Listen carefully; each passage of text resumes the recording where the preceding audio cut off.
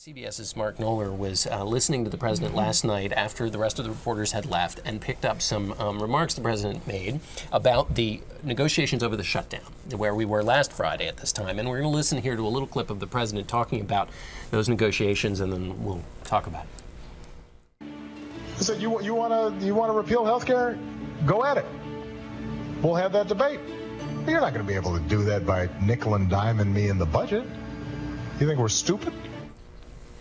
We don't usually hear that voice. A little bit of candor, a little toughness, a little, he's giving them the business. Now, Carol, what do you think? The president gave this speech. He's now in this kind of in private anyway, or semi-private, because of course this is the kind of thing where you're not sure whether it'll get out or not.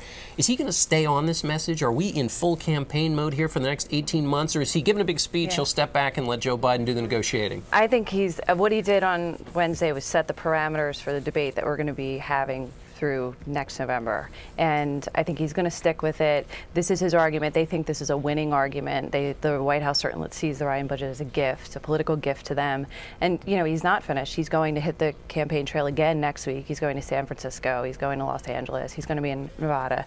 And so he's going to stick with this argument. I mean, what's interesting about that clip is that you don't really see him being that tough in person, but he's clearly trying to convey that he's, one of the things he struggles with publicly is that he's not that tough, and he sort of sits back and leads from the sidelines. And clearly he's telling donors, like, I'm in there and I'm telling them, getting in their face. And so that's what I find most striking about that clip, because even when he gets harsh publicly, he doesn't sort of reveal that much. Right. Nancy, the budget vote today, the Republicans are going to have to vote on this Ryan budget, the one the president went to such lengths to dismantle in his speech. Tough vote for them, because particularly on the question of Medicare, which Newt Gingrich and others have said is a very tricky part of this Ryan budget.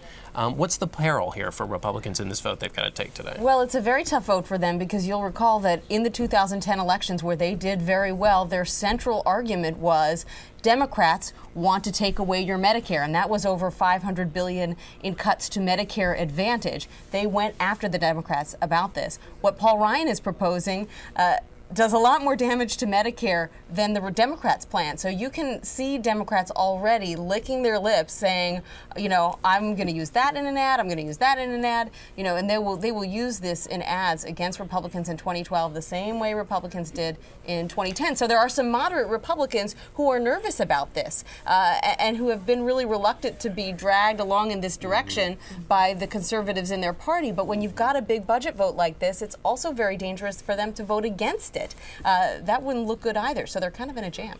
Jonathan, the echoes here also, you mentioned Bill Clinton, 1996. Bill Clinton used the Medicare card to wallop Bob Dole, put him and Newt Gingrich in the same screen for ad after ad, and just basically made it an anchor around his neck. Can they do that to the 2012 candidates? Yeah.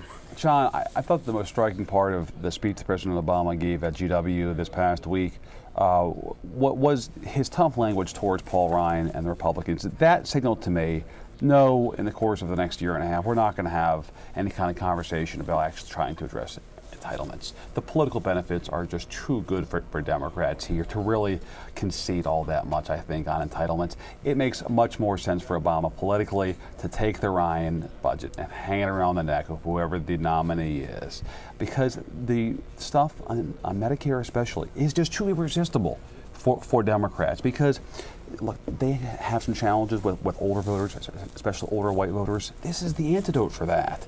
How can you resist? So I think we're going to see, both on the national level, but also the House and Senate races, they're going to really use this Ryan budget against the GOP next year, because for seniors, it's just irresistible. Just frighten the bejesus out of them. But then, Carol, what happened to the independent guy, the guy we saw do the budget shutdown, where he was negotiating between two crazy sides, staying above the fray?